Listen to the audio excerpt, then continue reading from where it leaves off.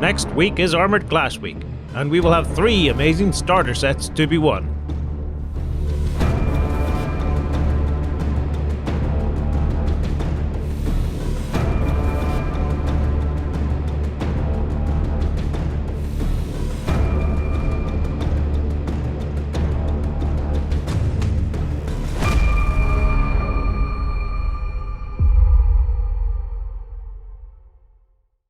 Hello everyone, it's Friday night and it is time for the Weekender once again.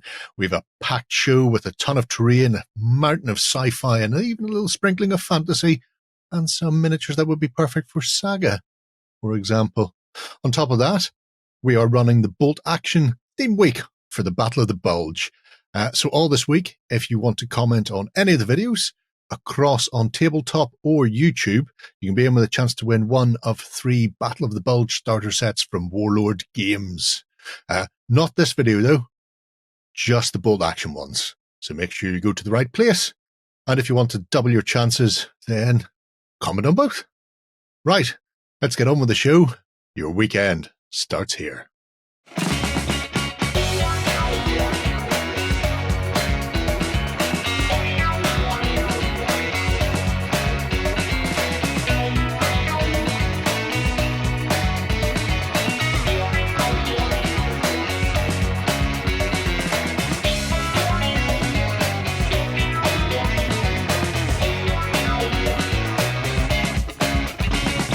Hello everybody and welcome to the Weekender. I'm joined this week by Justin and Ben for a hobby meander through the woods of miniatures. Oh, wooden miniatures. Oh my God. That's OG. Yeah. Always. Carved from the finest elm. That's how we used to do things in the old days. It's like Kriegspiel, the first war game, the proper one, the Prussian Military Academy one. It was all wooden blocks with... Oh, there you go. With, that's going to become the new hipster wargaming. Being pushed around on tables. That's nothing hipster about that. They've still been using No, I'm saying the hipsters are coming for it. Yeah. Wooden maples everywhere. Anyway, I digress. There's a lot going on, isn't there? Mm-hmm. Yes. We should probably let people know what's going on. If you're unaware, Bolt Action has had a 3rd edition. There's quite a lot of that going on. What? It's everywhere. It's all over the place. Yeah. It's like we've hosed down the front of the website with big Bolt Action 3rd edition, and it's just coated it. So the Battle of the Bulge is coming. In fact, the Battle of the Bulge has arrived for some people, clever people who pre-ordered. As such, ignore that pre-order today. If you've pre-ordered it today, you'll find that it's already out. But for others, if you want to get into Bolt Action, we've got a whole host of videos. There is painting tutorials for both the Americans and the Fallschirmjäger Deutsch that are inside the Battle of the Bulge box. There's how to play. There's a Let's Play coming. There's some interviews with Alessio. There's a great interview with Peter Dennis on Sunday. It's the best interview ever. I love him. Ooh. I love him so much. He's so cool. He is cool. I am sensing romance. And on top of that, there's also a bundle of prizes. Yeah. So we have 3 copies of the big new shiny Battle of the Bulge starter set. Yep. If you want to know what's in that, there's a 35-minute long unboxing because there's that much stuff in it that you can have a look at in detail. As people said, comprehensive. Comprehensive unboxing. I do nothing but comprehensive unboxings. People While want to know still what's in keeping a- it compact and bijou. Yeah. Compact and bijou, Moston. Compact and bijou, like the Bradford and Bingley. So yes, there's a ton of stuff. You can come to the OnTableTop website. There's a big banner across the middle of the top of the screen. You just click on that. It'll take you all the videos. It's very That's easy. everything we've done.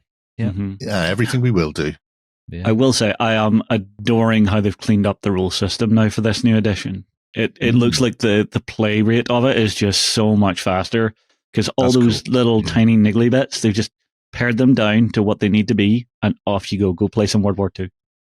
Very You nice. just roll a big handful of D6 all the time. As long as you always roll high, you don't have to worry about rules and stats and things. Yeah, unless it's you, Jerry, in which case, multiple food bar. There's a multiple foo bar. There was multiple food bar. Oh, not all me. Spoilers, by the way. Anyway, so there's that en masse all over the place for this week. Yep. Next week, because we like doing this to ourselves, apparently. Next week, Business Daddy has sent James Hewitt and Parkour across to show me what this Armoured Clash is all about. So we're having another themed week. Yes. You can see how happy we all are. So many themed weeks, so little time. So yes, if you're interested in finding out about the Dystopian Age strategic battle game, 10 mil goodness. 10 mil steampunk madness on the tabletop. We've got a whole host of videos coming next week for that. Yep. So keep your eyes peeled. Again, there'll be more of the same. We'll be talking to the designers, having a chat about the rules, picking their brain, playing the game, looking at the boxes, looking at the miniatures, painting the miniatures, cats and dogs, living All in the things we harmony. do. All the usual stuff. Yes.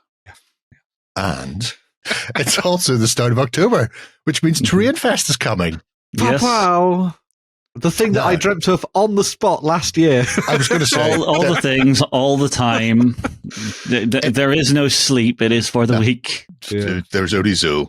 Yeah, Ben, you are responsible for this. I am. Yeah. And your cutting plan for 1 month of just randomness, it went very well. It did. Yes. So much so that even though it was only a month long, it was just the month of October last year. Yeah. Just getting people ready for Sammy Hammy. Mm-hmm. Then we had about 70 people got involved. Yeah. Started projects. So this is an idea over on tabletop.com. There's the project system where you can go in, you can do whatever you want. Oh, Necrothrall did the Mantic Trees.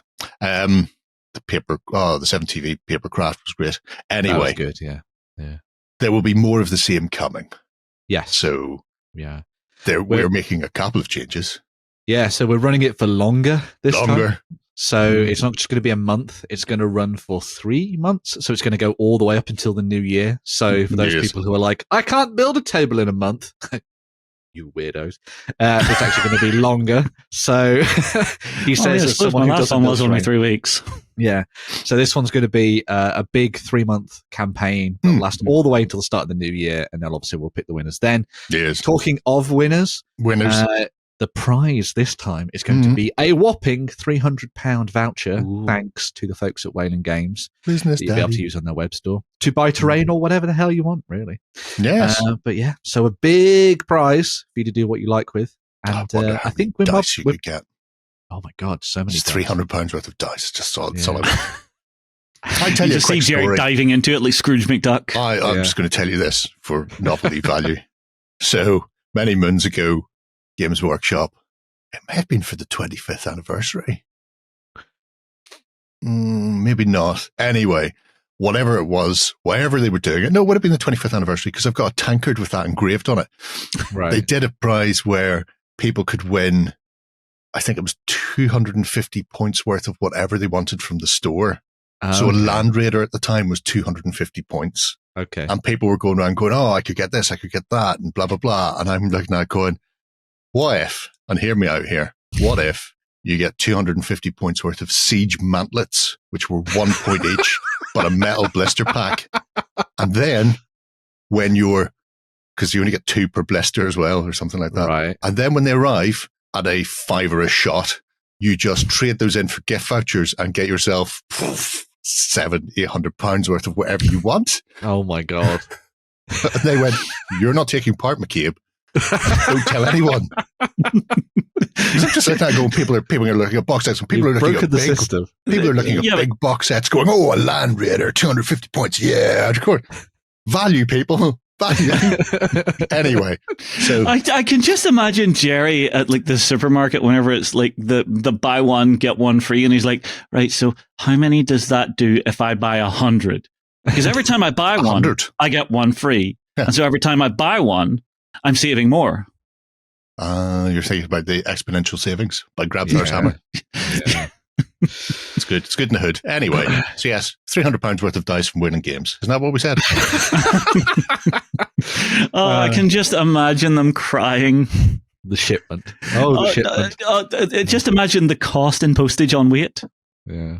Because I mean, you don't just have to do the cheapy ones. You can do some nice metal ones. If they're foam dice. Oh. Are you? Do they do foam dice? Practically free. I have no idea. I have more a friend with information foam about dice. that? He just takes them out and throws them at people's faces when he's rolling.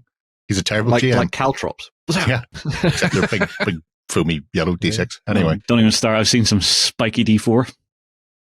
More information on all of that Yes. next week. Watch out for the post, and it'll all be starting. It'll be somewhere in between all the Armoured Clash stuff. And it'll be there. Yeah. And fingers crossed, I am hoping to do a table build this year along with everybody. Uh-huh. So keep your eyes peeled for that if I Fantasy manage to get it. stuff? I'm thinking, maybe nice little old world table. Right. Cool. Could be Maybe. repurposed for the multi-award winning Moonstone.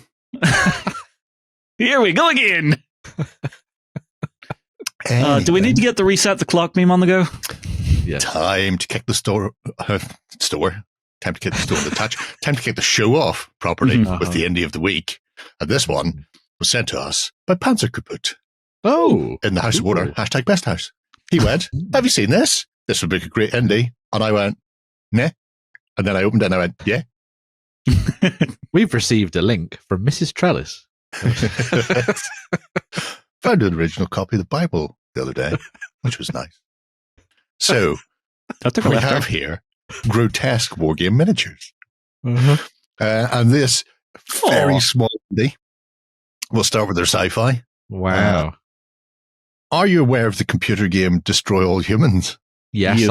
I am. I'm Yeah. getting very big Destroy All Human vibes from Very these much guys. so. Mm-hmm. So these are 32 mil Okay. resin miniatures Mm-hmm. with big head. I love them already. They have big heads, so that you may go look at my Samba big-headed Wamba. alien with his creepy weird ray gun So cool. that he's going to explode all over my face like a cow on fire. Gak, gak, gak, gak. Yeah. You're not but yeah, wrong. We are your friends. I think these are absolutely amazing. I just They're want to see somebody adorable. rock up with something really hard sci-fi, like the Expanse stuff later on, going, here's my Expanse force. And going, I've got aliens. Here's my big-headed aliens. Oh, you know what this reminds me of? Oh, what was it? Was it Aliens in the Attic? I don't remember that. It was like I think a horrible like 90s, early 2000s. It does give off that vibe of kind of that era, definitely, in the cartoony Yeah. look of it and stuff. Yeah, It's That's really cool. definitely when Destroy All Humans came out. Yeah. Mm. Yeah. Not to be That or confused just, with Kill you All know- Humans, which was Bender's manifesto. I Yes. came here with a simple dream. The dream to Mhm. kill all humans. And now, as I lay dying, I realize my dream will never be.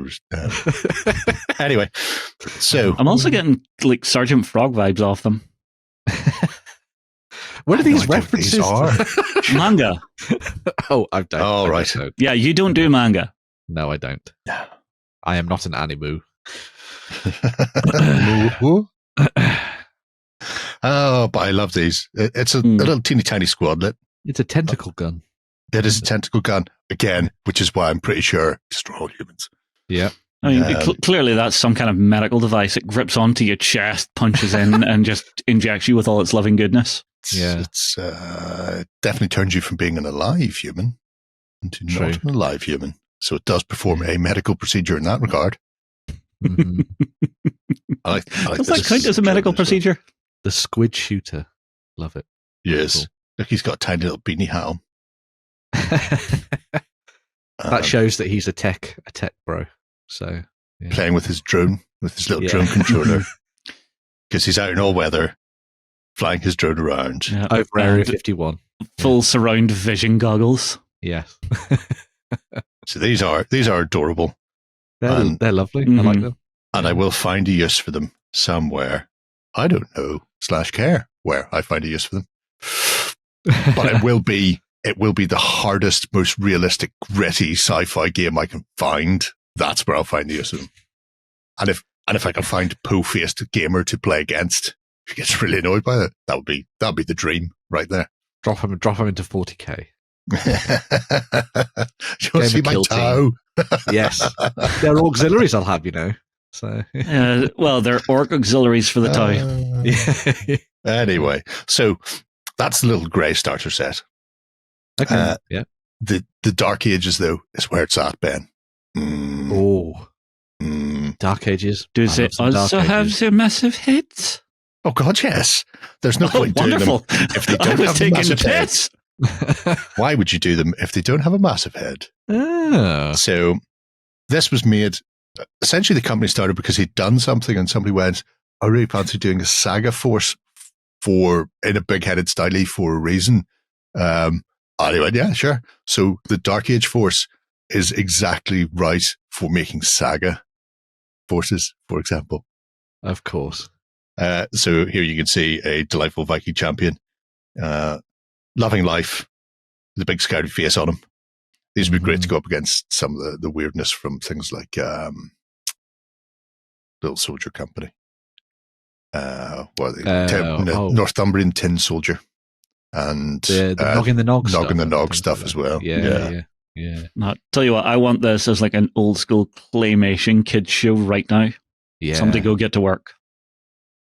Yeah, you get the Aardman vibes. I love that. And obviously you paint them in the slightly poppier colours as well as they've done here, which is really cool. Well, you say slightly popular, I just say realistic. People need to stop thinking that Vikings as a TV series is an accurate representation. Yeah, none of them wore black. Black's, bland. I mean, very bland. Unless you've got black sheep on hand, it's very difficult to dye that as well. So nobody likes black wool. I was going to pull down a book there, but I've moved it next door. I have a book on medieval Let's Swedish not forget, if you had many, many colors, you could show you were ultra super rich. Mm-hmm. Well, you'd be surprised how much you can dye out of just the stuff you find in the forest and fields around you, from mustard to acorn to nettles, woad, indigos. There's a ton of really good colors out there that don't even require you to be rich. Purple, very rich. You need to be rich for purple. Yes. Yeah, I think like dark reds were also very rich. Mm-hmm. Yes. So you know what this reminds me of as well. There's a game called Warheads. Yes. You remember that? No. That's now done by Seb Games, and that was all medieval-y stuff. So like Valiant Knights. Yeah. So you could have these guys go up against the Warheads medieval knights and have some like fun battles on the table. That'd be cool. It's like if Saga. if Saga was a mobile game, that's what this is like. Yes. Clash of Clans.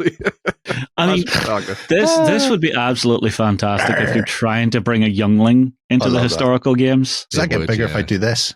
Oh, it does. Happy Jerry noises. Happy Jerry noises. Look at his big grouty face. Oh man, he's been a tavern brawler too.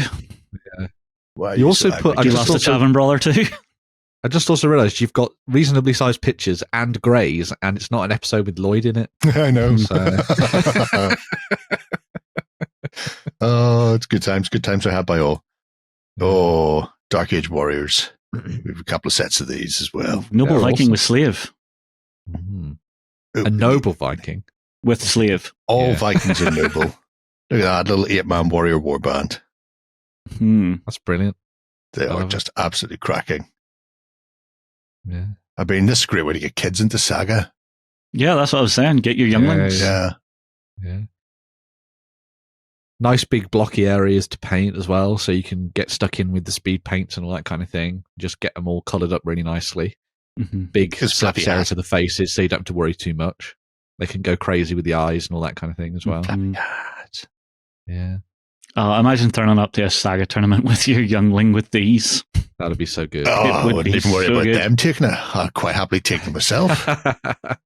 Are these all 28, 32-ish? 30. They're all 32 mil. Okay, right. Although most of that is head. Yes, yeah. As a man would say, look at the big Irish head on that fella. Which is it's a real phrase we use.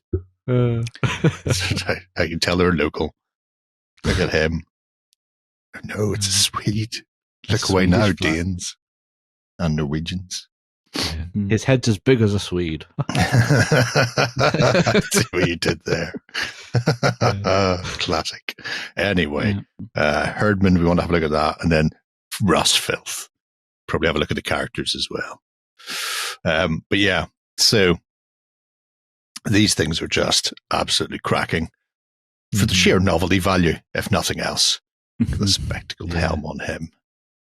Oh, no, I need to make it man. bigger. Yes. So cool. Rawr. I love these. They are just absolutely resin adorable. as well? The resin, yeah. Yeah. Yeah. Mm-hmm. I want to say they're pressure cast, I think he said. So standard resin, not 3D prints. So real sculpts followed by real castings made by real people for real people. These are the kind of thing that if they were at Salute or whatever, you snap them insta-buy. Yeah. Oh, yeah. Yeah, just shut up, take my money, full warband, please. Thank you kindly. Yeah, give me that. We'll have a look at a Viking Berserker as well. So you've even there's got a really nice selection of different ones really as well. is. Yeah. Well, like I say, it's a full Saga warband. So levy with javelins, levy with bow, warriors, herdsmen, warlord. What else do you need? I think the only thing that's missing is because it is Viking. I don't think there are any Danaxes kicking around for the terrible Dany versions. But no, here's your warlord with Lord Chop. Warlord, got my loot, going home. The fact that they've painted her, the slave as if this mascara is running. She's crying because she's being kidnapped. I'm being taken away from my home. Yeah, I'm not going to be a slave. You're going to a village where you'll get to bath more than once a year. You're not going to be grinning ear to ear on that one. Then we have the world's worst peoples, the pagan Russ. Goddamn filthy Russ. Sometime I will get past first edition pagan Russ rules. It's not that day. He's a bit over the top. Yeah, reasonably priced as well. Actually. Yeah, for little resins, yeah. Aren't they though? Yeah. Like a set of warriors is €24. I mean, where are they coming from in the world? I don't say Europe. That's the thing I was having a look at, actually. I won't say Poland. Don't hold me to that, though. They're definitely part of the EU. Right. I think it says in his About Us page, where they come from.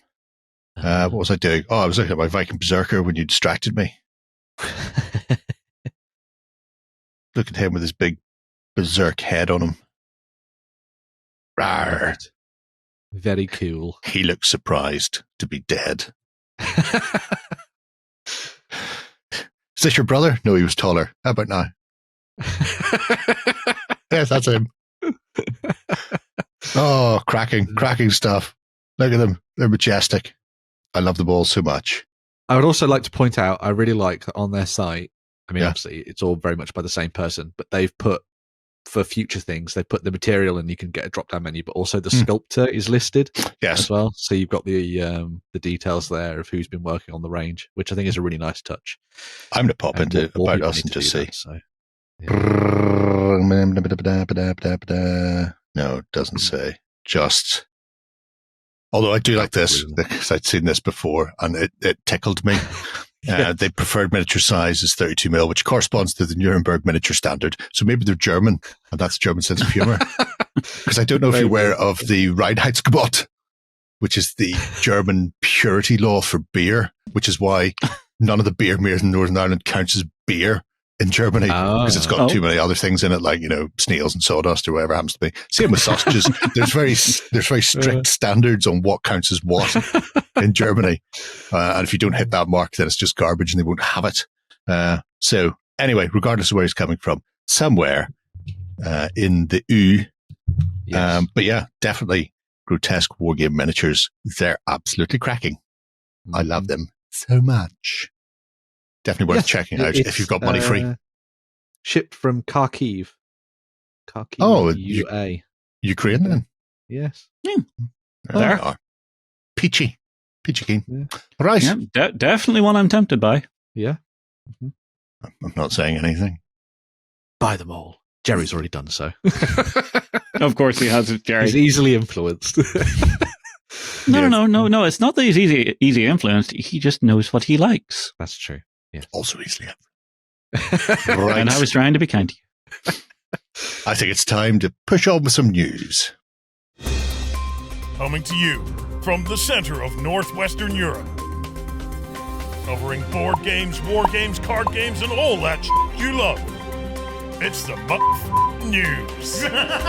Kicking off the news this week, we've already mentioned it once, October's on its way, which means Spookytober. And what are Kromlech doing for Spookytober, Justin?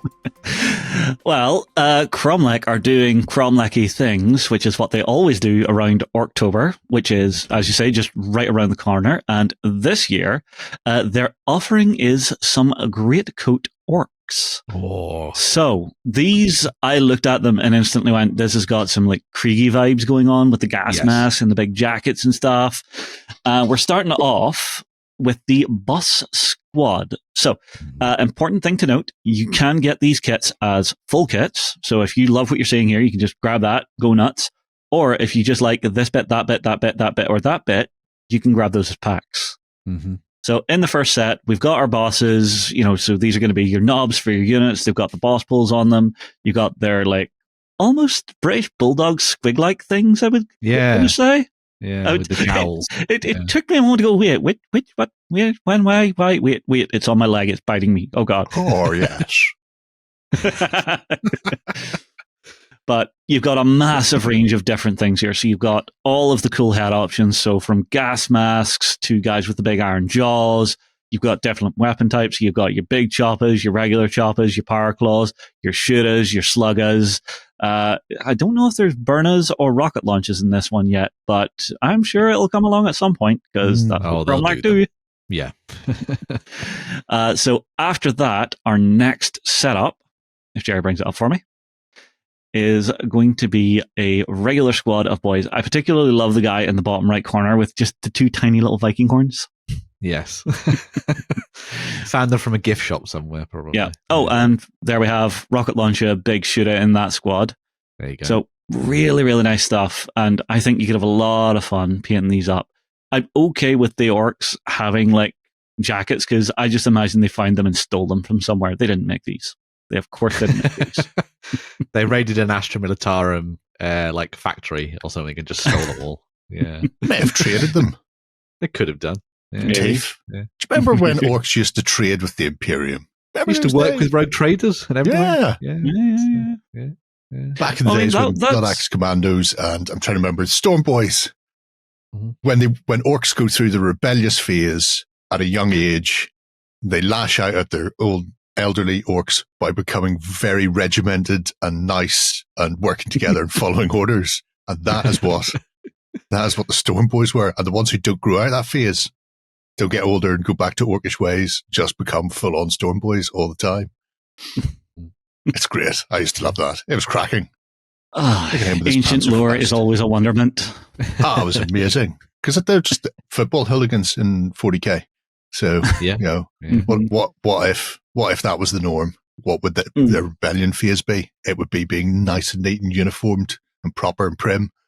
Mm-hmm. And that's what we have here. I've always wondered what the orcs looked like whenever they were first made by the old ones, as like a soldier cast. Big mushrooms. Myconids. Over the years. So what, you think one of them ate it and just went, oh, that was a bit spicy. I think I'll send that one out to the front lines. Yep, pretty much. Yeah. The thing that I quite liked about these is that one of the things that I mean, obviously this is a pitfall that you get into if you're collecting orcs anyway, is you have to paint a lot of green. But I like that this is that you just paint their outfits and you've got their uniforms and then just a little tiny bit of green on these. So you're not having to do too much extra work, which is good. But, I mean, the bikes have always been a favorite of mine just because they look definitely so cool and they look like they should not run, but they do anyway because belief. Orc belief. Yeah. Mm-hmm. Love those. I'm surprised there's no red on them though. I guess these are cruisers, not sprinters. Maybe they're just not evil sons. Or again, maybe these are the ones who are following the rules. They must abide by the speed limit. Rebel following a cause. Yep, 100%. That's these guys. They're quite nice. This is adorable. Their details are always so good from Kromlech. And again, Tiger Wagon 2. Oh, it's back and it's bigger than ever. Yeah, I was going to say, because we looked at this a couple of years ago, and it was a honking chunk of resin to begin with. I mean, you could kill someone with it. This is gone completely. Mm-hmm. Really rental, chicken oriental. Mano. One thing I particularly like about this is you can get certain details of this just on their own. So, like the roller, the crane, the crew. Surprisingly, you can also get the armor plates on their own. So, if you're wanting to orcify other vehicles, that's just a nice little kit to have so that you're not having to plasticard the crap out of stuff, even though that's half the fun. Nice. I like the fact that crane uses a squig chain to grip onto things.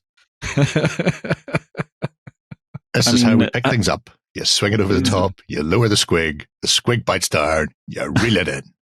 Mm-hmm. Yeah, but here's the thing. It shouldn't have teeth. It should just be gummy. Just going... They should be like clamps from Futurama. Oh, they're like sharks though, aren't they? Squigs. Yeah. It's like constant rows of teeth coming forward. Oh, like yeah, they are 90% teeth. Yeah. Mm-hmm. It's all good. Really all good cool. in the hood. Mm-hmm. But again, it's got that proper ramshackle feel to it, as if just a mech boy has went wild with a welder. Mm-hmm. Then, obviously, we've got our Warp Freak. So if you want a little bit of the magics. Wild boy. Yeah. Let's get you a nice copper staff, son. Yeah, don't worry about the lightning strike. That just, charges you up. Yeah, I like to think that skull on his staff is the previous War Freak. Previous incumbent of the rule. Yeah. Yes, that makes sense. And successive War Freaks just keep the skull of the last one. One day I'll be on this stuff. Yes. It means that there's always somebody you can ask for advice. Exactly. Yeah. You've done this before. What's going on? Run away. He's cracking. Very cool. I love that. Mm-hmm. So this is all coming for Spoopy-tober. Mm-hmm. When the spoopies come out. Spooky season is officially ready to rock and roll. Yeah. I mean, to be fair, it's been out since like 2 days after Easter in some shops. So it's not far away. Don't even start me. The shop's already have the Christmas gear out. The Spar up the road is doing its 12 deals of Christmas already. Yeah. Wow.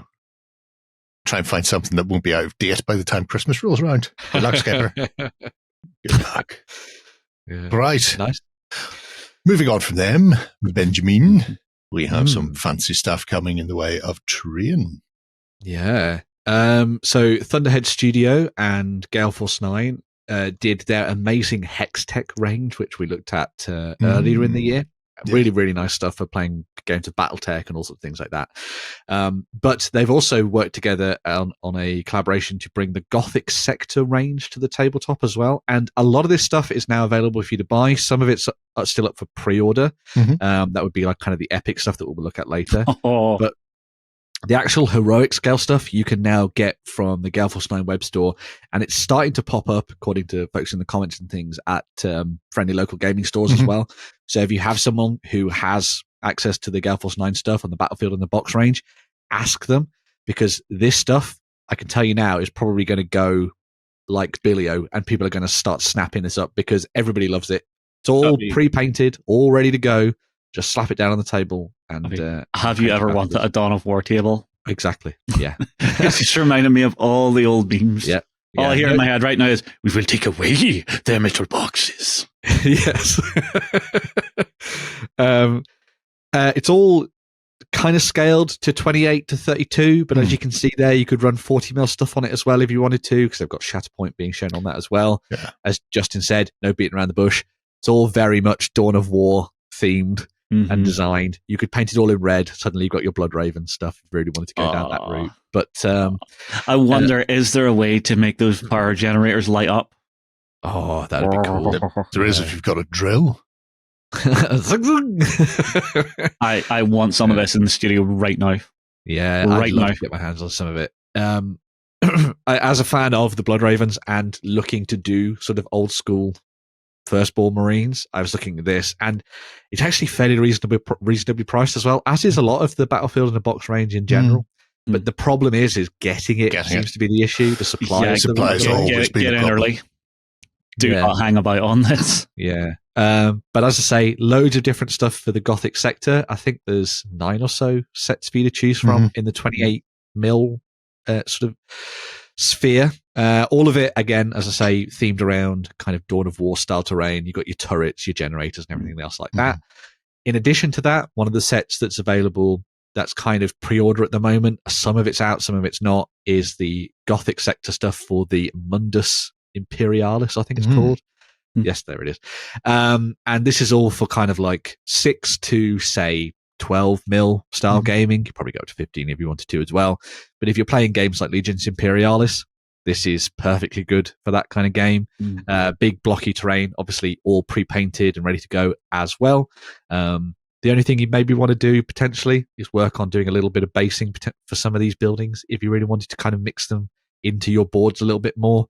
But other than that, you could just crack it out and away you go, really. So, there's what I was worried about. Sorry.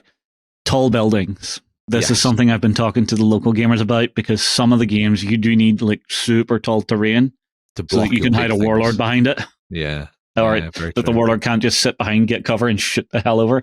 Yeah. Go skadoosh, skadoosh.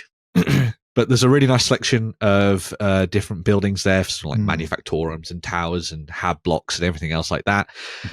Again, all done in collaboration with Thunderhead, who did a lot of this stuff originally as STL files. STLs, so if you like the look of this and you have access to a 3D printer and you maybe can't get your hands on this because of supply or whatever, make sure to go and check out the Thunderhead stuff, which you'll find in the links down below and all that. And go follow through to their website, because they might have the STL files so you can print them off and just paint them up yourself if you wanted to. But yeah, you know what really, that'd be really good nice for? Stuff. Armoured Clash. It would, yes, actually. It would also work be very well for it as well. Repaint it all in red brick. And right then, yeah. you've got Victorian steampunky red brick buildings. Yeah. Because there's nothing on those that is so ridiculously over the top, like a lot of 40k adjacent stuff is, where they go, everything must have double-headed eagles and skulls across it. I don't see a single skull. This just looks like industrial red brick buildings. Standard fare. They've got, staples in the wall where they need staples. They've got ladders to go up, and otherwise it just looks like slightly upgraded or modified buildings with a bit of tech to it. So, and things like that. I mean, seeing that with some Imperium Templars stomping out of it. Oh, the Imperium stuff absolutely would be glorious. wrecking head. Yeah. That, or, you maybe 3D print out an enlightened symbol and just pop it on the side. This is our headquarters now. Yeah. Lots of little glowing things coming from the windows as they're tinkering away on experiments in the background. Yes. As they tend to do. Reduce, recycle, reuse. The enlightened way. Exactly. Yeah. Very much. The green piece of the future or the past. Just do a body bits pal outside. That's fine. Yeah. I mean, use every part of the buffalo in that respect. There's no point in burying people. It's just a waste of bits. Right. Moving on, but staying with sci-fi. Yeah. Somebody is doing some stuff for Infinity. So this is something. This is the PSA, miniature game based on the cartoon that's coming soon. Yes. Not the other way around, obviously. So Corvus Belli are preparing for the release of the new edition of their game Infinity, which is N5, as it will be sort of labeled when you see it on the internet.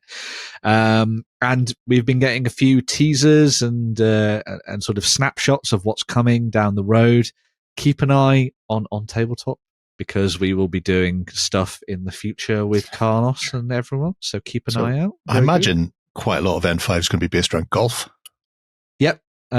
Yes, and getting things stuck. So that would explain why sand traps are featuring so prominently. The new golfing. I assume there'll be a new wedge unit. There will be a new wedge unit, yes. But the real driver behind this new edition is the new battle pack that you can see teased here in the trailer from the folks at Corvus Belli, which is Operation Sand Trap, which will contain new miniatures for Pan-Oceania, boo, and JSA, yay! So if you're looking to get your hands on some really nice new miniatures and get stuck into the game for the first time, maybe this is a new option for you to check out. As I said, they've been doing teaser trailers to kind of get you in an idea of what's coming in the new box set alongside each of the different units that's coming out for both JSA and Pan-Oceania. They're also doing little faction spotlights as well. We'll go into more depth in this in the future, obviously, when we talk with Carlos and Killian. But the really nice thing about this game as well is that they've kind of taken as they described it, the diamond, and they've kind of polished it for the tabletop in the new edition. So it's meant to be kind of like getting rid of some of the awkwardness so that it's easier to play. They've also included a new way to get started called, I think it's Firefight, I think it is. So it's like a new kind of like, not basic, but kind of around the same idea as Code 1 was for Infinity in a way. So you'd be able to sit down on the tabletop and start playing through Infinity for the first time perhaps, and get to know the rules before you dive into the full game later on and all that kind of thing. So lots of really fun stuff coming for the world of Infinity. As I say, gorgeous miniatures once again. A really nice mix of a lot of the metals that they've obviously been using for a very long time now, alongside the new thermoplastic stuff as well, which they use for a lot of their larger miniatures. But if you're interested in Infinity, maybe this is the first time you've seen it. Maybe you saw the trailer for the cartoon and you were interested in sort of where you wanted to go with the game and you wanted to dive in and start picking up some characters and start painting miniatures or whatever. N5 seems like a really good option for you to get started with, and it'll be coming in the next few weeks, pre-orders at least anyway. And then it'll be out towards the end of the year. Which the levels of temptation are real. Oh, JSA was always my favorite. Well, so new battle pack. I will never financially recover from this. Split it with John. He can take Pano, and away you go. So. Why did you have to say that? Why did you have to make it sound financially reasonable? Because it's always viable. Yeah. Everything is all the time. Yeah. They are spanking gorgeous. Those new, I was going to say Yuching, but they haven't been part of Yuching. Oh, no. Yeah. Gary will get a smack for that. Yeah. Carlos will just walk in and go, no! He's smaller than me. He'll only do it once. Yeah, he'll need a step ladder. Yeah. But yeah, everything's going to be coming. Everything's going to be coming in these new battle packs. You get all your miniatures, you get all your terrain and everything else as well. Keep an eye on the Corvus Belli, Infinity YouTube channel, as you'll find all the videos here anyway when you check on the links down below. And you'll be able to follow along with the progress as N5 comes to fruition. So. Yeah. I will say it does look like the folks at Corvus Belli are continuing to improve their sculpting and their like modeling ability. Because seeing some of the miniatures going together with the bigger interlocking pieces, I know whenever they first came out, that was a huge thing for some people where it was like, you have less than a millimeter. Put a bit of super glue on that and stick it on. Oh, I threw that out. I thought that was flash. Crap. I've had to glue fins on the back of Pan-Oceania troops. That was fun. So. Yeah, so it looks like they've really moved on with that to make the miniatures a lot better to put together. Mm-hmm. Yeah, so lots of fun stuff happening for Infinity in the future. Very good. Fancy. But we've already mentioned it once. With the Armoured Clash coming, we have all the sets and so much more in Orktober. There is a ton of stuff. Or rather, there's a few things. But there are a ton of different ways you can get into the game with them. Yes. Which is very clever, Mr. Bond. Very clever. So the big daddy are going to be the battle group sets. Battle for Singapore is a 2-player set, but the battle group sets are introductory sets for one faction. In this case, you've got the Sovereign Battle Group, which is absolutely brimming full of all of the Crown's finest. From the mighty Sovereign Battleship on down. So huge land ship. You've also then got your plastics in there to make your, I think they're called Mordreds, actually, or Boars, leaning into the Arthurian feel. So you've got the Mordred or Boars guns. You've got the medium tonks, which can be also assault vehicles. So they can be Galahads or Tristans. You've got cavalry. You've got big walking cavalry in the case of the dragoons. So these are all plastic kits alongside the Sovereign, giving you a chunky beginning for your forces in the Crown. On the other side, if you want to get into the Empire, they have the Laoshan battle group set. And again, more of the same. It's the lovely little infantry and cavalry, but this time the mighty Laoshan battle fortress is in there as well. With the huge roll of death. Added flamethrowers. Yes, added smoke. People will find out about that in the not too distant future. They also have the various components. I'm not even going to start because every one of them has got a Chinese imperial name. Yeah, things like I'm not going the to. Taolong tank and all. Yeah, so they all have names, including the automata lions, and then the little cavalry.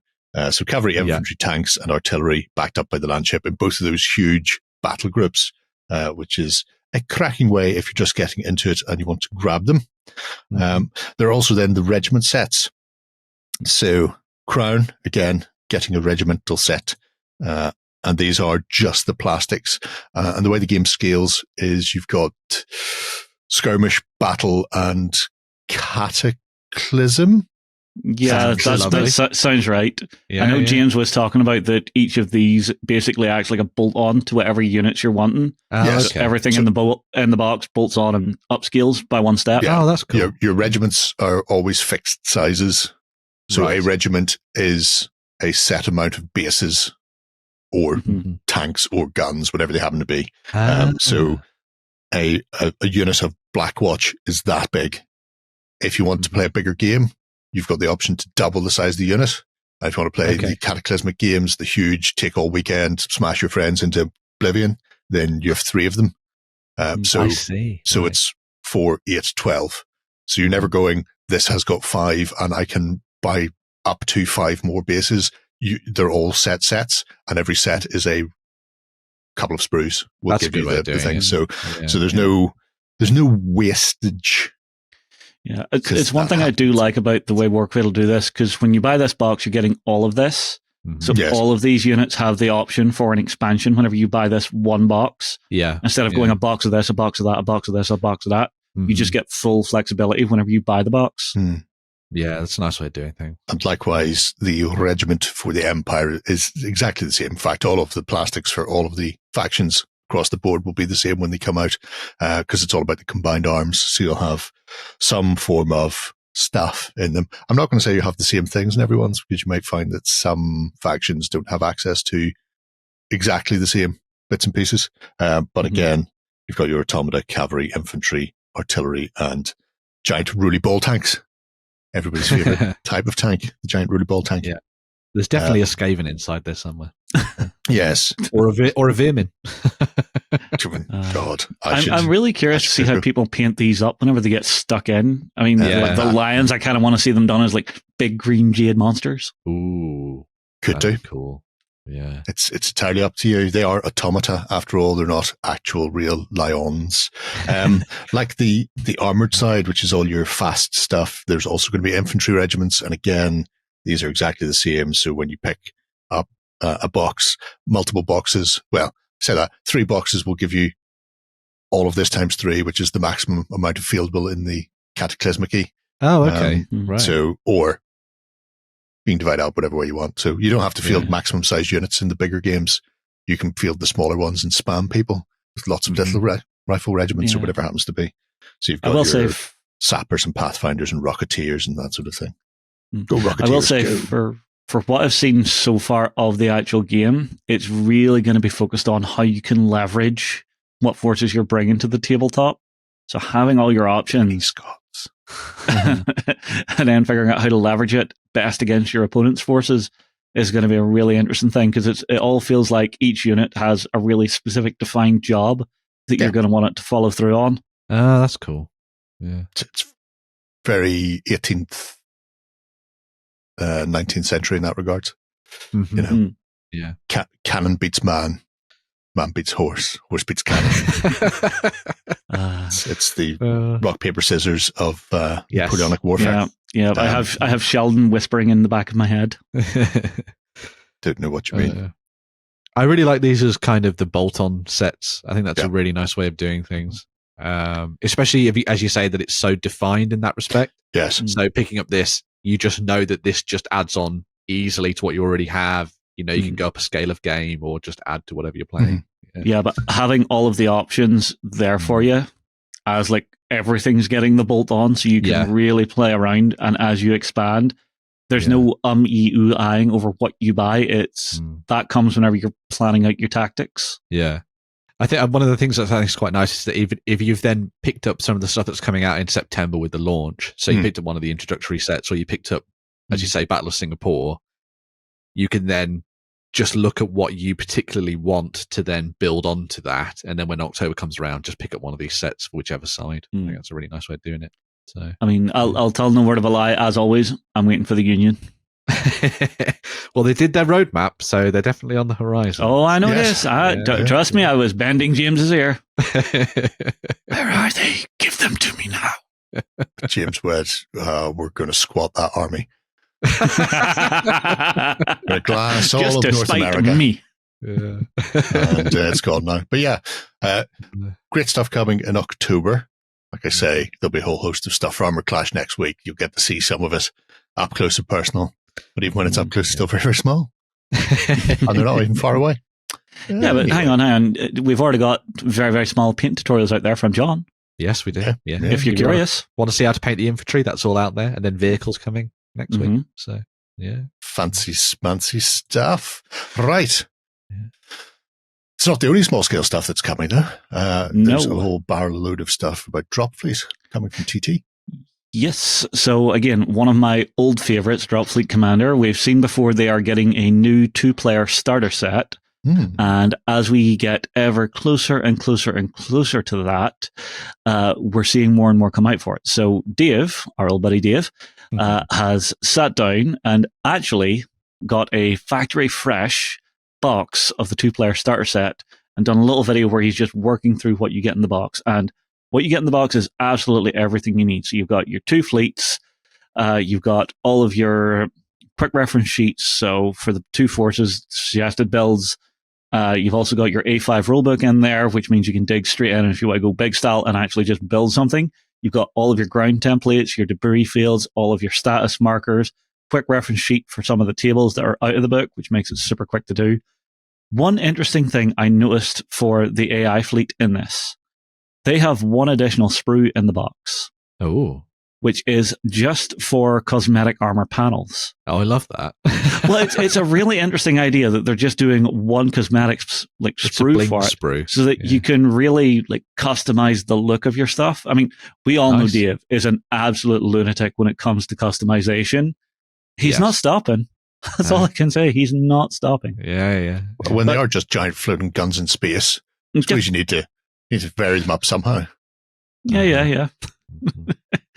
Now, like I said, so there's a few videos out so far. So there's one of them going through the box, just quickly pulling everything out and just running down. One interesting thing, they've actually re-engineered the flight stands for these. Oh, okay. So they are now all clear acrylic. Nice. So, I mean, obviously that's going to look better than big black discs on the table. You're actually going to be fit to see the map below it, which is quite nice. Yeah. He's also done a quick rundown on the rules. So, again, the rule set for Dropfleet Commander has been about forever and a day. So, seeing a new version, that's letting them go in and take so much feedback from over the years and just tweak, rebalance, make things cleaner. So, I'm expecting a lot from this.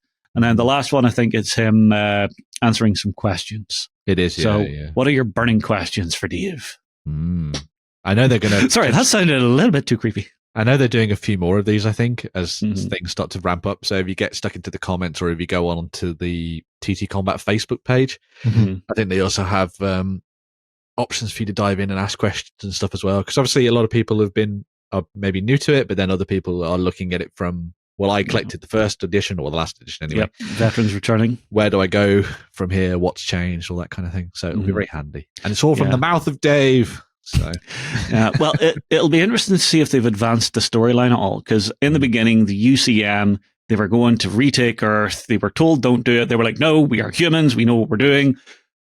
Oh, wait, what the hell is that? That's the Scourge. Oh, God, it's coming for me. But all of the old favorite factions are there. So we've got the UCM.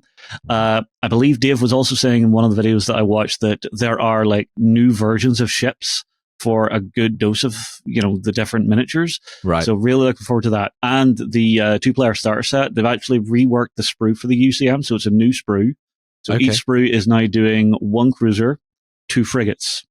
Oh, nice. So that's what you're seeing here is you're seeing the 3 cruisers, 6 frigates. So you're getting a slightly bigger force to begin with as well, which is really nice. I mean, this is one of those games you could just spend days working out the perfect fleet before you build.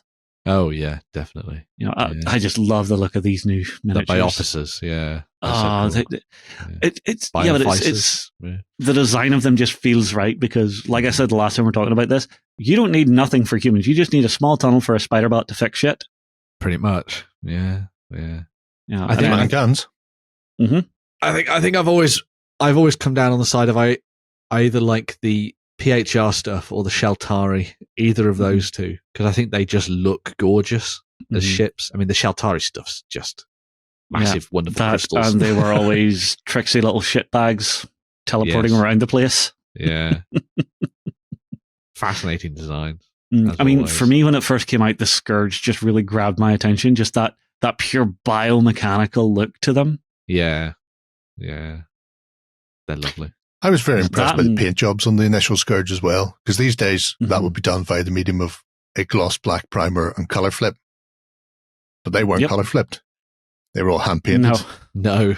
Yes. Yeah. No. I mean, I remember when I painted mine, I went for basically a bleached bone with a heavy wash over the top to try and make them look like an organic bone look, which it did not work. I did a crap job. I'm sorry, everyone. Oh, dear. Someday I'll build failure. So each of these then is a fleet that's coming as the core ships. Yeah.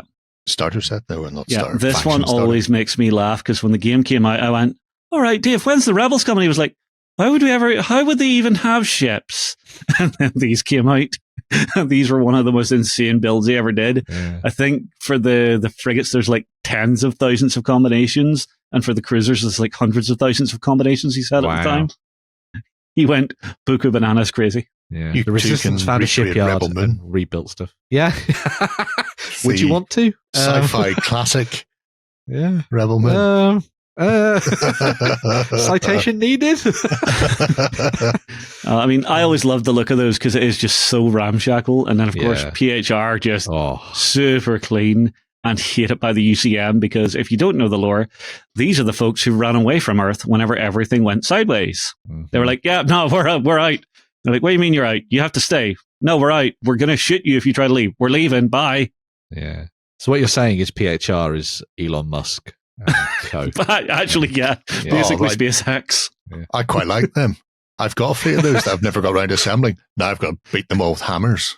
Just like I would do to Elon Musk. Yeah. Or Apartheid Clyde, as I hear him referred to these days, which is just amazing. Good times. Woo, mama. But these are absolutely cracking for any space combat game you're planning on doing. Yeah, well, I mean, if anyone's curious about the older version, years upon years ago, we did a boot camp for Dropfleet. We did, yeah. And this kit is something I love. Modular space stations that you can just build any way you want. We built this big monstrosity of a thing. That had like docking ports for all the ships and everything, wasn't it? Yeah. Well, I mean, if you remember, we actually played a game where it was everyone versus me playing it. Yeah. And each turn I had ships docking off to go out and fight people. Everyone on that one was just like, okay, so damaging that gets us prizes. Damaging each other does nothing. Everybody on the station, kill Justin right now. Do it right now. It was prizes good times. Just a bonus, Justin. Oh, of course. They would have done it for free. That warm, fuzzy feeling of having known you beat my ass. There's also this coming as well. Yeah. Which is interesting. Yes. Mm-hmm. So the lore section of the Drop Zone or the Drop Universe website is being expanded. So if you want to dive into stories and lore and all that kind of thing, you'll be able to go and find all that. This is where I'm curious because the storyline was so gripping in the first one. I want to see where it's gone. Yeah. But you can't Dave is very much Dave is very much I got my weekend started. A sort of has a holistic approach to his games. So everything is done. All the lore, all the background, all the detail on the weapon, on the ships, how they work, the scales, everything is all madly done. Well, I mean, whenever you saw him build a frigate in Drop Zone scale, and it was like 25 feet long, it was like, God, I love that ship. That ship was amazing. I love that. Yeah, he nearly had a mental breakdown on that one. No, it was so much work. He told me I am never touching that again. Seemed like a great idea at the time, but nope, never again. I'm not doing it, and you can't make me do it. That's just how it works. Yeah, so that's all good. which is always fun and games. Right. So, hard sci-fi. We'll stay with hard sci-fi. But this time, The Expanse. Yeah. Which is, I believe, a TV show I've been told to watch. Yes. However, this isn't based on that. This is based on the books that is based on. Mm-hmm. Yep. Clever. Green Ronin, for years, have been doing the RPG. They are about to release a new starter set, or rather, they are currently on GameFound doing a new starter set. This time round, they've buddied up with Hudson, Wargames Atlantic, to do plastics for it. This is, of course, the incorrect way to play RPGs. However, it will mean that these are available for people who want to play with them in other things. Stargrave, for example. That would be a great one for the Starship Crew set. And then there's also the Ships of the Expanse miniature set as well, which would be perfect for Pillion Sands, like some of the ships we've just seen from Dropfleet. They could all go in there as well. They could. So, 2 different boxes. The multi-part plastic kit make 28mm figures. I imagine it will be 6 bodies per sprue plus bits, and then 3 sprues in the box type of thing, because you can make your 18 then. We can see sort of 3 different body types there, and there's a croucher down at the bottom with a pistolet getting ready to cap somebody's ass. That is not the best way to use a sniper rifle, by the way. I will just say you will require some sort of box, maybe a sci-fi crate to balance that bipod on. Or a kneeling friend. Or if you've seen the Dolph Lundgren sniper film, where I don't think he ever had the Barrett deployed on its bipod at any stage. He's most of the time shooting from the hip and doing barrel rolls around the room. That was insanely good. In which case, yes, that is the correct way to use a sniper rifle. It's all right. It's the perfect height. You just place a miniature of a small child in front with it over its shoulders like this. Yeah. That works. If you're really nice, give them a pair of ear defenders. No, don't need that. They have to know when to move. I suppose you go with kick in the bum. Anyway. Well, no, they're holding it, so you just push and pull like you're dancing. You lead. Interesting. While screaming Belta Loda. Belta Loda. Yeah. Excellent stuff. Right.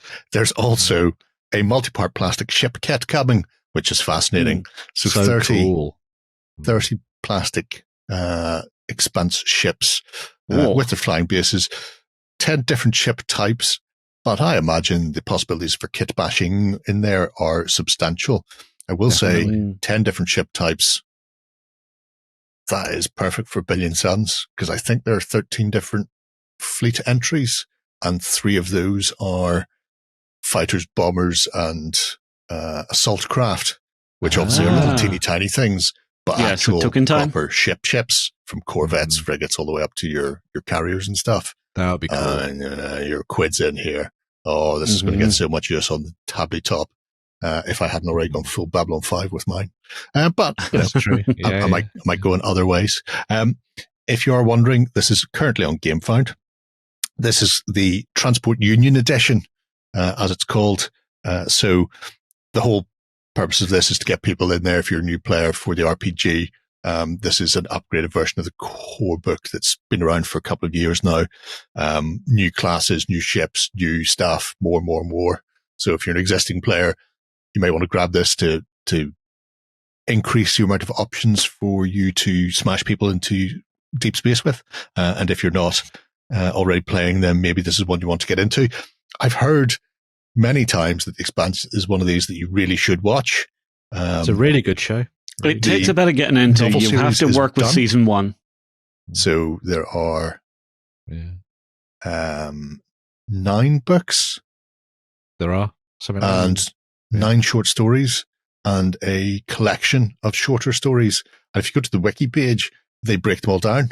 They go short story 1, 2, 3, novel 1, short story 4. Nice. So it tells you where they fall into the timeline, because it's not just one person's tale. Every book is told from the point of view of /several characters. So like the first couple of books are from 2 people's point of view. And then there's like the middle sort of 4 books are told by multiple people. and then it goes back to just a couple of characters, and then the finale kicks off again, where it's like everybody's back in, and maybe like they only like have a single chapter, that sort of thing, to their story, sort of as they wrap things up. But it seems like a fascinating book series to get into. It's like Drop in that hard sci-fi. They go so far out through the solar system, and humanity is sort of split between all the nice people in the inner core worlds who have all the lovely stuff, and then the poor buggers out mining for gold in the outer belt with belters, which is great because I think it's an insulting term in the Expanse. But if you're from Northern Ireland, belter is great. Oh, we had a fantastic night the other night. It was belter. It was amazing. Anyway, so they do that, and then they discover a wormhole, an artificial wormhole generator that, when you go through that, takes you to this dead bit of space in the middle of nowhere, which is just filled with thousands, if not thousands, certainly hundreds strange alien artifacts of more of these, and each wormhole then goes out to somewhere else, so humanity can start exploring them because they've never developed faster than light travel, because it's a terrible thing. So yeah, I may give the TV show a swizz and maybe take a look at the books at some point in the future. I just had a quick look there. I'm lazy. I like my audiobooks. Yes. You can't get it as audiobook. Yeah, I wouldn't do that. I'm doing that. Yeah, but I can't, because anything I'm listening to is background noise. So if I'm doing something, I'm not listening. And if I want to read a book, I'll just sit down and read the book. Oh, fair. Then I focus on it. Otherwise, I'll just have to constantly rewind chapters, because I'll be like, I've listened to the same chapter 5 times. Because I see your problem. I see your problem. Who did what when? Yeah. So yes, Fun and Games already massively funded that as well. So if you're just interested in miniatures, they'll be on retail sites, Wargames Atlantic and in the not too distant future. And if you want to get into it, you can always jump onto that Game Found anyway. Green Ronin also said if it goes well, the campaign, then they might do extra stuff. Because I already had folks in the comments saying Martians in power armor. No, yes. Yep. So maybe in the future. Heard that. Yeah. Well, time will tell. I'm sure. Yeah. Sure, Hudson's probably got some people who aren't sleeping all the time. So he can then press gang into sculpting more stuff for them. Yes. I mean, knowing those guys, if they love it, they've probably already got it half sculpted. Yeah, more or less. Yeah. All right. Let's move away from the sci-fi. Take a look at some fantasy. Put your feet up, have a pipe, get some Hobbit tobacco. It is. So last weekend on Sunday was Hobbit Day to celebrate the birthdays of Frodo and Bilbo. And on that day, Games Workshop decided to go on a little adventure of their own and give us a brand spanking new look at what's coming for the new edition starter set for Middle-earth strategy battle game. Oh my God, I'm so excited. Well, how many people are sitting there nervous as hell that they've screwed up the rule set? Well, they can't have done. The guys behind it really, really know what they're doing. And they said that it's not changed much in the core balance of it all. So fingers crossed. Fingers crossed. We'll know more later this year. But anyway, so the new starter set is based on the anime movie that is going to be coming out in December this year called War of the Rohirrim. And so the starter set focuses in on the clash between Rohan and the Dunlending chiefs and the Hills tribesmen that would have been battling during this period earlier in Middle-earth's history with Helm, Hammerhand, and all the rest. Inside the set, you're going to get 2 decent warbands to get you started in the game. On the one side, you have the forces of Rohan, led by Haleth and Hammer, who are the 2 sons of Helm Hammerhand. Freya is probably coming out as a different character later on down the line, I would imagine. Probably do her as a resin miniature, I would guess, in the future. But they are then fighting against the Dunlendings / tribesmen, led by Wolf and Targ, and a whole host of new plastic miniatures as well. So the starter set comes with everything you need to get started in the game. One of the things I like about this is that they specifically said it's a starter set, so I would assume this is going to take the place of the Osgiliath one that has already been out for the previous edition. So this will be around for a while, fingers crossed, rather than kind of like being made and then sort of vanishing. And it comes with the rulebook, comes with the Getting Started book, which comes with the scenarios and the profiles for what you get in the game. You get a ruler, you get dice, and some terrain as well. All of the miniatures are plastic. The character miniatures, so things like Haleth and Hammer, are based on the anime characters from the movie, so you get that kind of style running through them, but also matched with the look of the updated plastics that they've been doing for the latest edition of the game as well. So they fit proportionally with kind of what you've been seeing for like Theoden and all the rest of them that have been done over the last couple of years, and Gandalf and all that kind of stuff. The coolest thing, I mean, I like the characters. They're awesome. But they're redoing the plastic sets. These sets have been around for 20 years now. More. And they are now getting updated. And so all of these new Warriors of Rohan are new sculpts, new detail, new proportions, all that kind of thing. I mean, not massively out of scale with what you've already seen. Fingers crossed. But the coolest thing... I don't think they're allowed. I think they still have to scale. It has to all be in that true scale, that true proportion, sorry. But if you're a fan of Middle-earth and you like your old plastic sets, if you look at all the sculpts in this set, they are analogs for what already exists in the previous ones, but just updated and refined. So the guys with the spear chucking it and all the bowmen and everyone else, they match up to some of the sculpts from the previous plastic set. So they should, fingers crossed, blend quite nicely with what you already have in your collection, which I think is a really nice touch. They won't look quite as flat. Yes, yes, exactly. Because obviously... and mold lines be gone, please. Well, no, that's not going to happen. Well, no. If anything, they'll have added a few. Because I'm assuming put this it in is the going to be undercuts, please. Yeah. But they look cracking. They're amazing. You're just I do think they've missed a little trick with the box, though. Oh, yes. They could have given you a hill. Just saying. On. Just saying, they could have put a hill in for a bit of terrain. Make Jerry happy. Yeah, that's true. On the other side of things, so for the Dunlendings and the Tribesmen, you've got Wolf, who we saw previewed a couple of weeks ago as part of the Nova reveals. He's then backed up by the character that I'm like, on, which is Targ, General Targ. Everything about the model looks great. It's just his hair looks way too modern. He looks like he's just had a really nice cut. I want him to have like a ponytail or long hair or something. I don't know. Well, maybe when you watch the show, he'll be badass. Maybe. Yeah. But he'll still have a dodgy haircut though. He'll still have a dodgy haircut. Yeah. He needs it to be like, I need to look behind the miniature to see if he's got it like tied up in a ponytail or something like that. Because currently he just looks like he's stepped out of the office. Went to a Ren fair and put my cosplay on, and I'm going to So. That's what you're missing. No Lloyd shot. Have that question answered otherwise. But yeah, so 2 awesome characters there for the other side of this box set, and they obviously come with the foot and mounted versions, much like with the Rohan side. And then the Hill Tribesmen also got an update.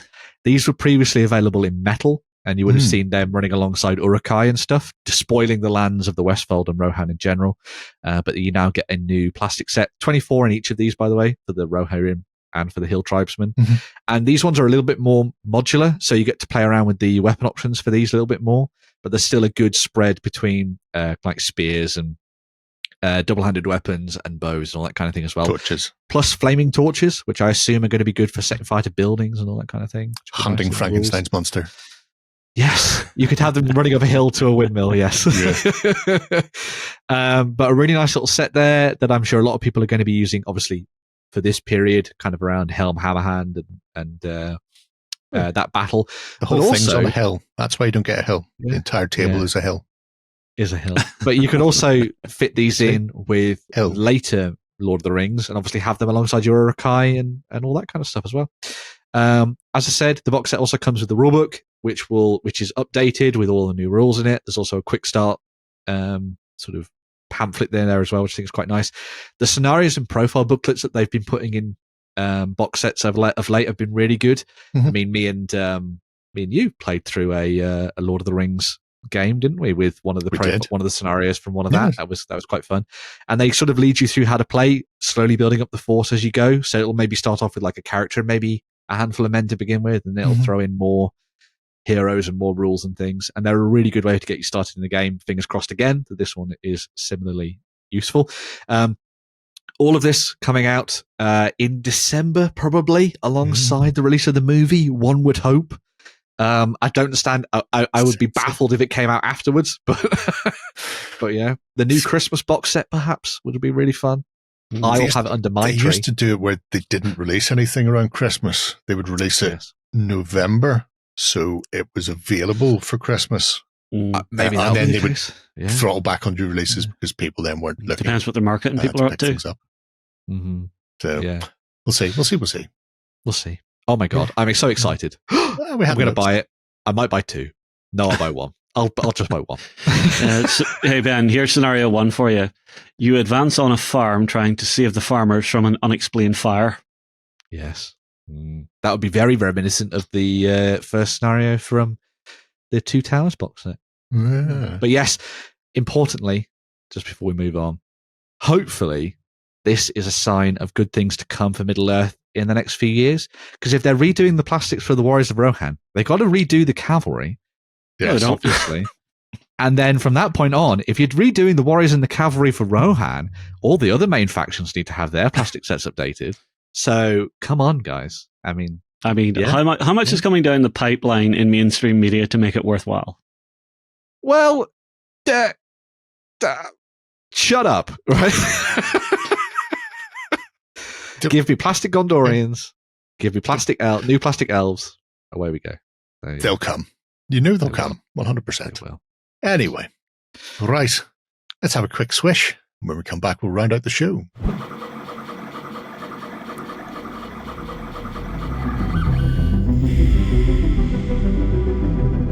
All right. It's time to take a look at some 3D printing, Benjamin. From Goon. Yes. So, indulging another one of my loves, as we've already talked about Middle-earth, I also quite like a little bit of anthropomorphic action. Don't take that in the wrong way, and don't cut that out of the episode. But Goon Master popped up as I was having a look-see through the old My Mini Factory, and I found their wonderful collection of STL files for you to build up a wonderful army of anthropomorphic animals for use in your tabletop games, be they war games, role-playing games, skirmish games, and everything else in between. Now, they have split down these individual bundles into a whole range of different animal-focused sets. So everything that you get within one of these will be focused particularly on a certain type of animal. So it might be things like a platypus, it might be a goat, it might be a mole rat, and everything else in between. Naked mole rats. Naked mole rats. Yes. Please no. Sneaky, sneaky mole rats. And so all of these are armed to the teeth, as you can see, with a variety of different weapons, all thematically linked, of course, as well, alongside bits of terrain. But they kind of give you ways to build up essentially an entire faction for use in a war game if you really wanted to. Yes. So maybe if you were diving into, well, pretty much any of the skirmish games out there that allow you to take you, like Kings of War, they allow you to take things in different directions, and they give you carte blanche to do whatever you want with your factions. Maybe just dive in, pick up this set of cats, use that as the basis for your army or your warband, and then get stuck into battles on the tabletop and have some fun. I think they've done a really nice job of kind of theming all of these different sets to take you in different directions. It's been really nice. Do the platypi have bill hooks? Ooh, I'd have to go back. Yes. I'm in the cats now. Yeah. You never go back. But since we've been, obviously we looked at the Cats of Mont Saint Michel recently, and you've got some really nice hero characters in that. Maybe you picked up that game. Maybe you get some of these sets, print them off, use them as the troops in your armies or something like that. You've got elephants. You've got all sorts of different things. There's a Christmas collection there you can see with cockerels and everything else in between. Oh, lovely desert foxes. Fennec foxes. Yes. Oh, lovely. Just like one of our community collection members. of animals. Did a full Kings of War army of otters. Oh, yes, I remember. Yeah. Mr. Ewok Kebab.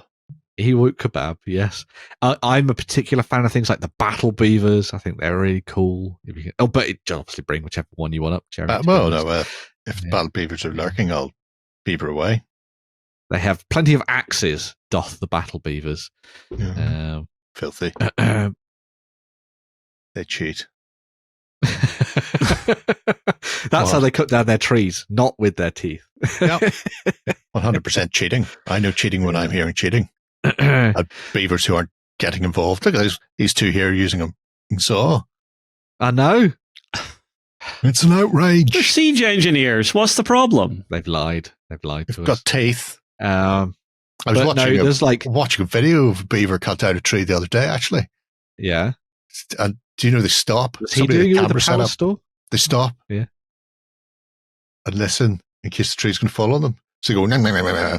Ah, that's cool. And then back at it again. So every now and again, there's like a jazz hand pause because it's on its hind legs with the hands out. And then it goes back at it. And then the tree falls over and smashes somebody's house. It's hilarious. Oh, brilliant. Good times. But these ones cheap. Yeah, they do.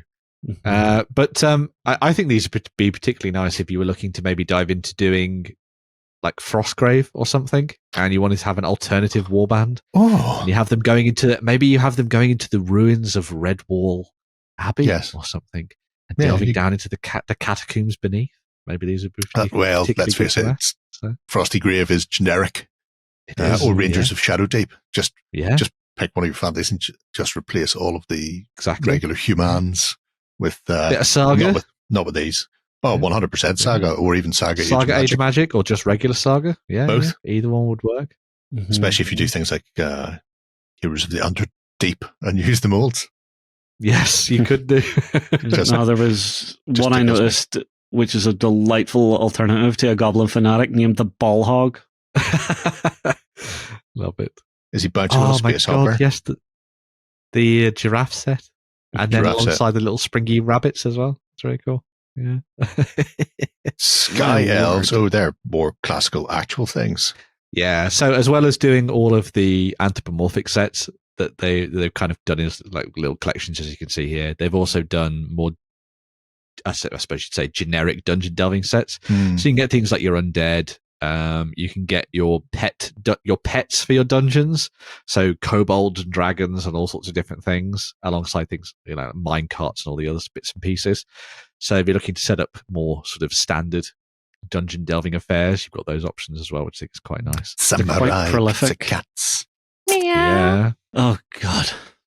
Everybody loves the Samurai Pizza Cats. What are you godding about? No, what? Yeah. It's just memories of 90s cartoons. What was the other one? SWAT Cats? SWAT Cats, yeah. The cats in the fighter jet. Yeah. Cool. Yeah, I love that. That one passed me by, unfortunately. And Street Sharks, obviously. Oh no, Biker Mice from Mars. Best one. Biker Mice from Mars was good. Best one. Yeah. Conan the Adventurer.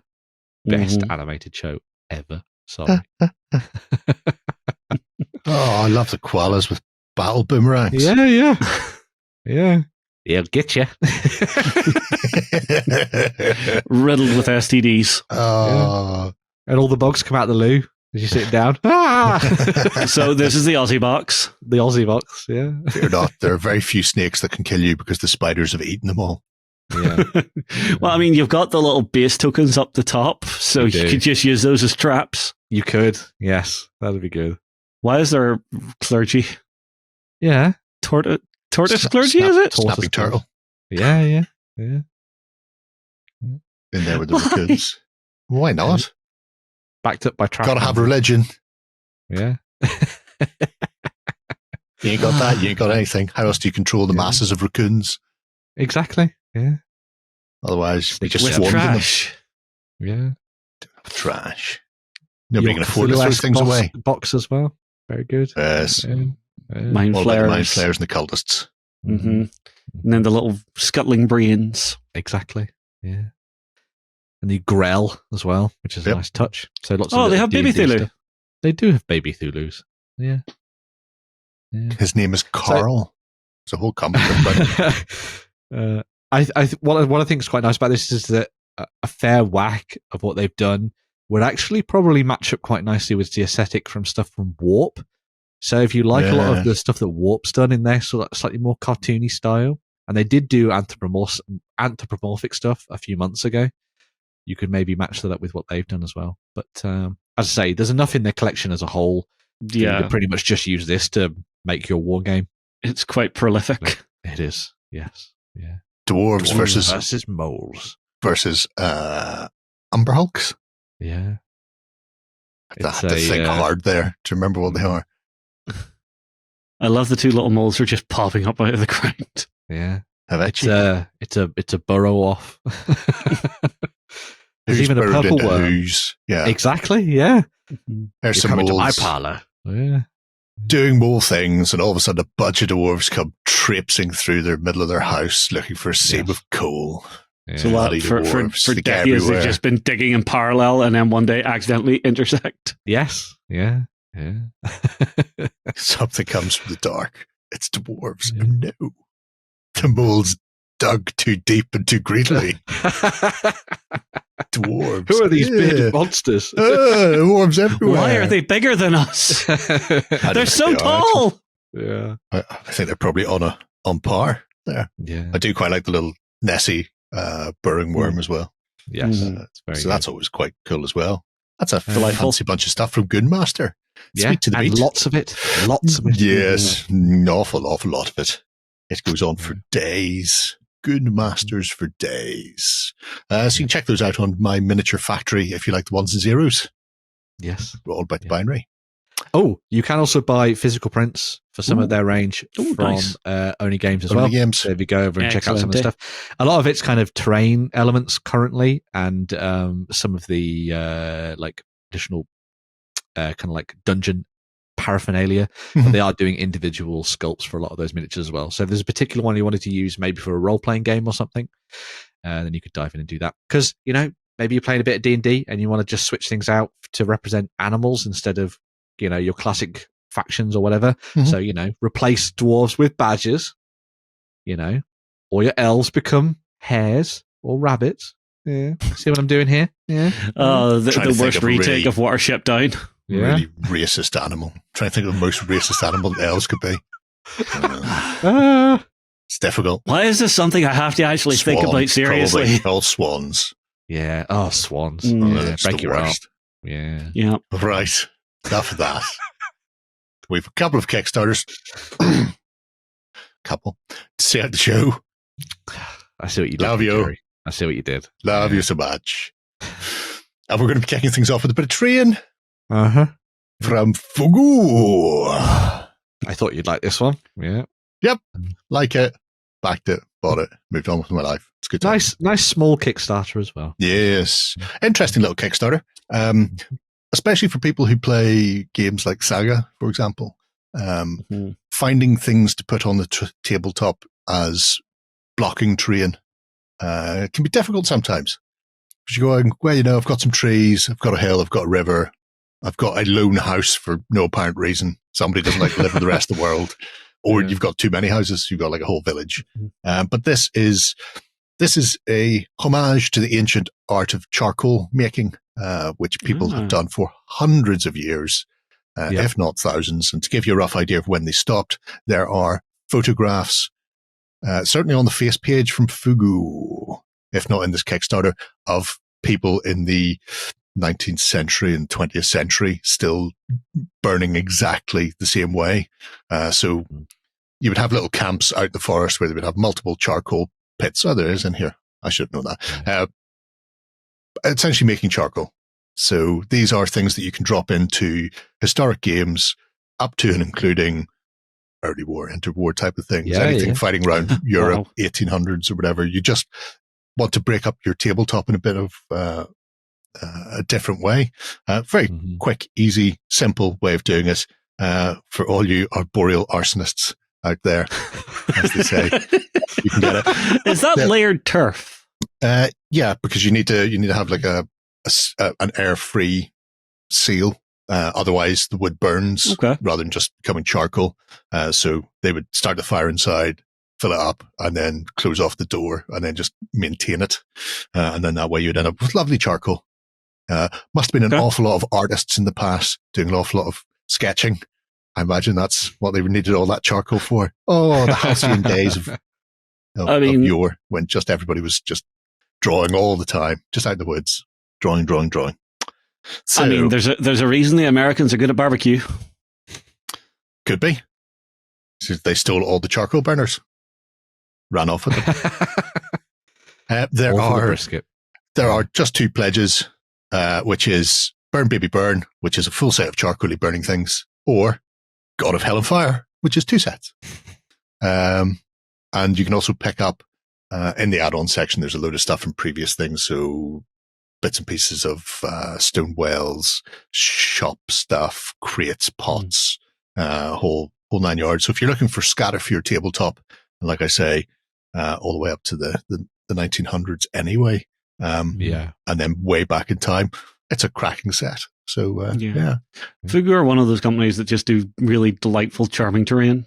Oh, he does amazing stuff. He won't do a Brock, though, for some reason. He's some sort of Brock racist. There's only 4 days left on this. It is funded. Yeah. Brockist. He Would it not keeps be a saying things racist? like, if you pay me, I'll make it. And I know, it seems like it's going to be awfully expensive. Can you not just make it and then I'll back the Kickstarter? Maybe somebody that else sounds like will a back Jerry it. problem. Yeah. So, yes, only 4 days left, so you need to sweep in quickly if you want to pick that up. But kind of neat.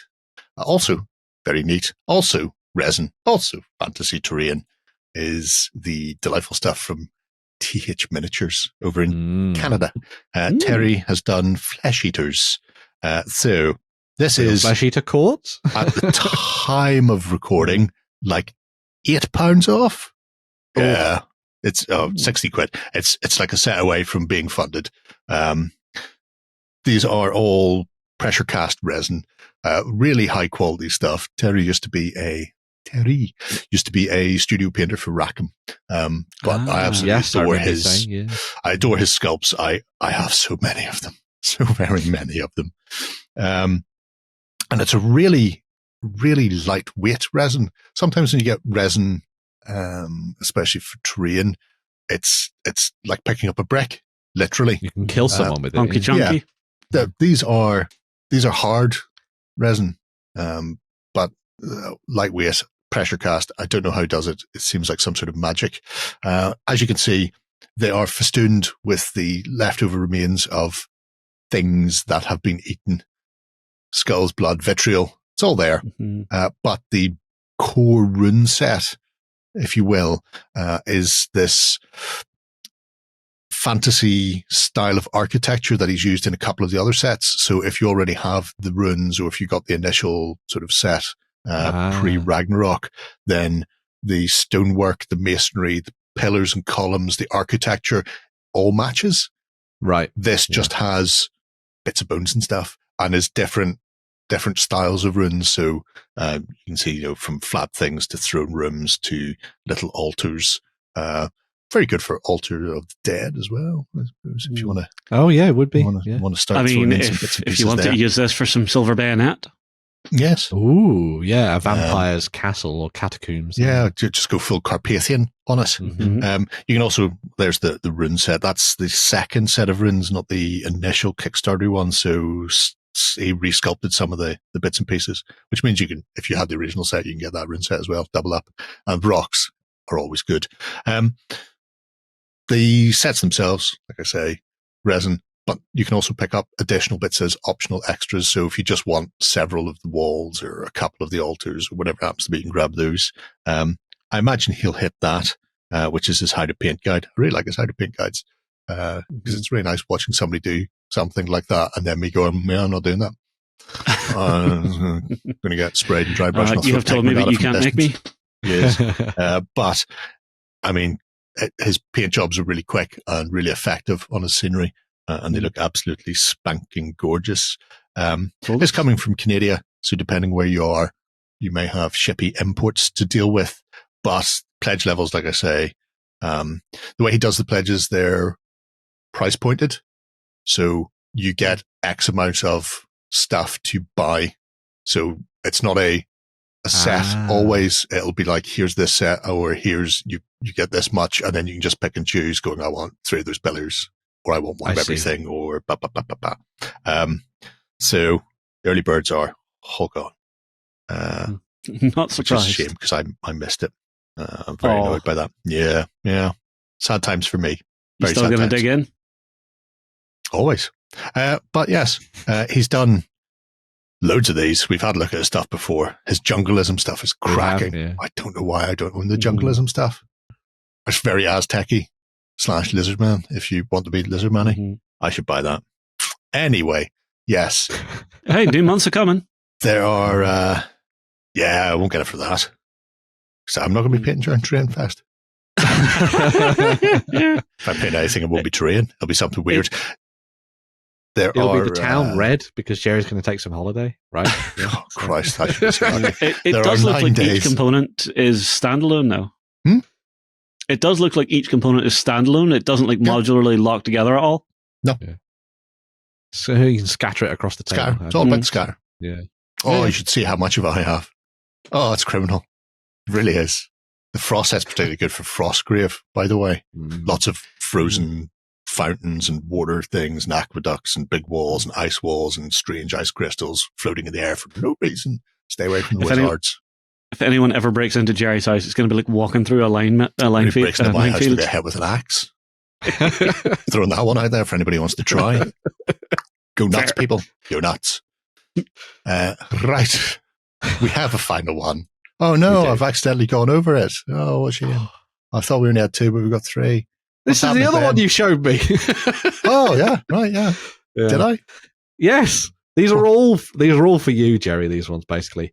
But this one is 5th Frontier War. It's a new range of officially licensed model. That was a terrible freeze frame for a second there for me. From the folks Nobody saw it, Dan. Nobody saw it. Yeah.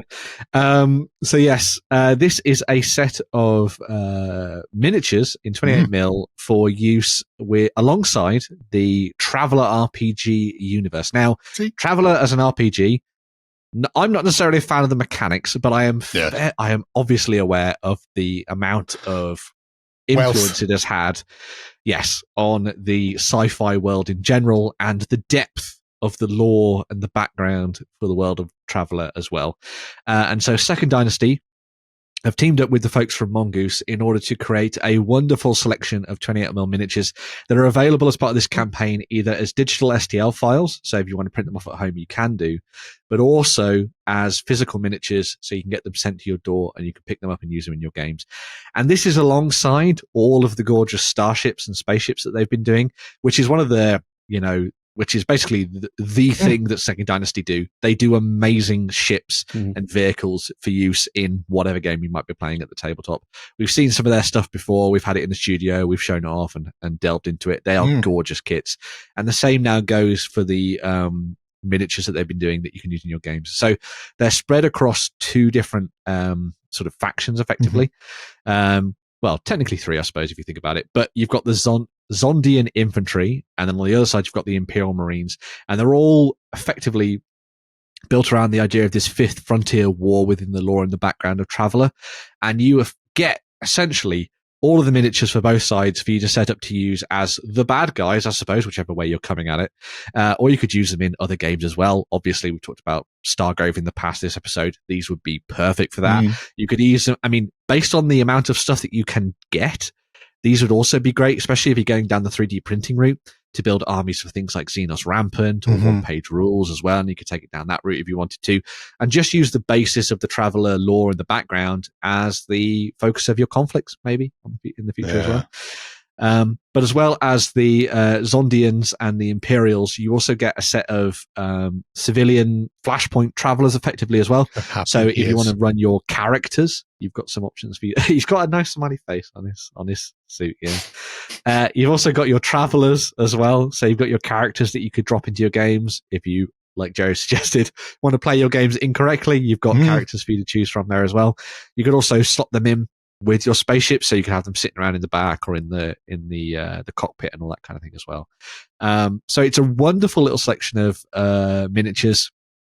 I think 80 new miniatures in general. Even that, I mean, just to begin with, I'm sure more stuff will be unlocked as they carry on through the campaign. But it's a whole host of miniatures that can be got as STL files for you to print off at home or physically sent your way.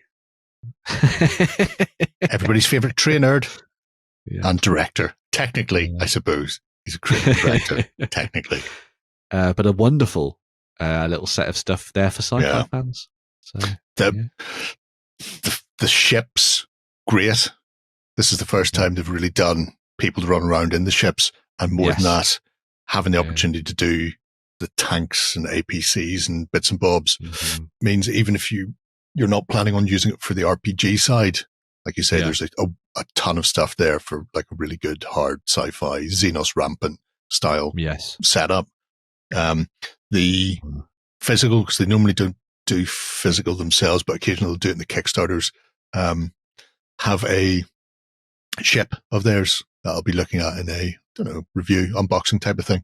But the quality of the FDM print from them is absolutely spoib. In fact, off the ship. Class. Of course he has it. But it comes with a little guide as well, which is really delightful. Going, this is what we've printed out. Here's how you put it together. Here's how that goes. Which is, I don't know if that's simply come out as part of that review ship thing, or if that sort of thing is part and parcel of what they do with the rest of the releases. I should ask them. Ask Ben, maybe he'll tell us. But John's Games print quality is absolutely cracking for the physical stuff. Yeah. And you can see examples of it on the Kickstarter page there anyway as well. So if you're interested in how it's all going to look, they've got some options there for you to have a look at. There are a ton of things, including the kitchen sink, which is just everything and its dog, which brings you up to date. And some of those STL/ships are not small. Some of them be your game. Here is my Saturn V rocket, essentially, on the tabletop in 28mm. Multiple layers. They were absolutely amazingly big. But things like these, I just want to play Tron now. Rectify. Cracking stuff from Second Dynasty, and long may it continue. Massively funded, as I'm not surprised it would be, because they generally are. And those traveling nerds are like proper into their stuff, right? Oh, yeah. Don't know if that's meant to be a compliment or not, Ben. Both, I guess. Could be, sure. All of the above. All of the above. Paint up uses Danny in yellow and black, make them look like wasps. Have them come with those big bug helmets on them. Yeah. That would be really cute. And you'll be able to grab those for the next 12 days. If you're into that sort of thing, go nuts. And if you're not, then don't. We're not your parents. Make your own mind up. Right. That's us for today. I think we'll come back on Sunday and do this all again. So people can join us there over at OnTableTop.com. If you're not already a cultist, you can join us for a 30-day free trial. And if you are already, we'll see you on Sunday. Otherwise, we'll see you guys next Friday. Until then, have a great week of gaming. Bye-bye. Go ahead and check out our other content on screen now. And while you're at it, why not hit subscribe and remember to ding our dong. Go on, you know you want to click it. Go on.